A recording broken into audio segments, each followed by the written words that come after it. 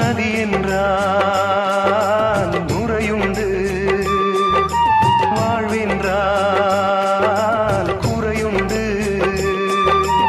ஐப்பசி வந்தால் அடைமழை காலம், சிலராயுள் முழுதும் ஐப்பசி மாதம்